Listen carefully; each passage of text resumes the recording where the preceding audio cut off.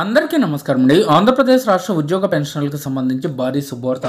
60 ఏళ్లు దాటిన వారందరికీ కూడా కేంద్ర ఆర్థిక శాఖ మంత్రి కీలక ఆదేశాలు జారీ చేయడం జరిగిందండి. సో ఈ వీడియోలో వీటన్నిటి గురించి పూర్తి వివరాలు అయితే తెలుసుకుందాం. ముందుగా ఉద్యోగ పెన్షన్లకు సంబంధించి ఏ చిన్న అప్డేట్ వచ్చినా మన ఛానల్ ద్వారా అప్డేట్స్ అయితే ఇస్తుంటాం కాబట్టి ఛానల్ని సబ్స్క్రైబ్ చేసుకోండి, వీడియోని ఒక లైక్ చేయండి. సో ఇప్పుడు డీటెయిల్స్లోకి అయితే వెళ్ళిపోదాం. ఎంప్లాయీస్ మరియు పెన్షన్ న్యూస్లో భాగంగా రిటైర్మెంట్ తర్వాత వడ్డీ ఆదాయంపై ఆధారపడే సీనియర్ సిటిజన్స్కి సంబంధించి కేంద్ర ఆర్థిక మంత్రి నిర్మలా సీతారామన్ గారు 2025-26 కేంద్ర బడ్జెట్లో అనేక ప్రయోజనాలను అయితే ప్రకటించారు. అయితే ఈ బడ్జెట్ ఫిబ్రవరి 1 శనివారం నాడు ప్రవేశపెట్టడం జరిగింది.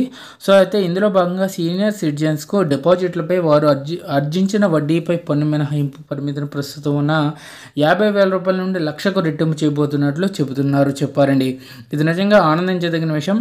సో అయితే టీడీఎస్ మినహాయింపుకి సంబంధించి ఇప్పటివరకు మొత్తం ఆదాయం 3 లక్షల కంటే తక్కువ ఉన్న సీనియర్ సిటిజన్లు కొత్త పన్ను విధానంలో 50,000 కంటే ఎక్కువ వడ్డీ ఆదాయంపై టీడీఎస్ను మినహాయించేవారు. అయితే వారు రిఫండ్ పొందడానికి అయితే ఆదాయ పన్ను రిటర్న్స్ను దాఖలు చేయాల్సి వచ్చేది, లేదా సీనియర్ సిటిజన్స్ టీడీఎస్ మినహాయించవద్దని బ్యాంకుకు అభ్యర్థించడానికి ఫారం 15H సమర్పించాల్సి వచ్చేది. ఇప్పుడు ఆ పరిమితిని 1 లక్షకు పెంచారు.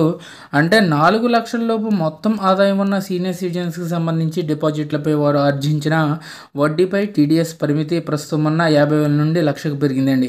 అయితే ఎన్ఎస్ఎస్ ఖాతాలకి సంబంధించి కూడా చాలా పాత ఖాతాలు అయినటువంటి ఎన్ఎస్ఎస్ స్కీమ్లో భాగంగా ఉన్న సీనియర్ సిటిజన్స్ తమ పొదుపును ఎటువంటి పన్ను లేకుండా 29 ఆగస్టు 2024 లేదా తర్వాత ఉపసంహరించుకోవచ్చు అని చెప్పేసి వెసులుబాటు కూడా కల్పించడం జరిగింది.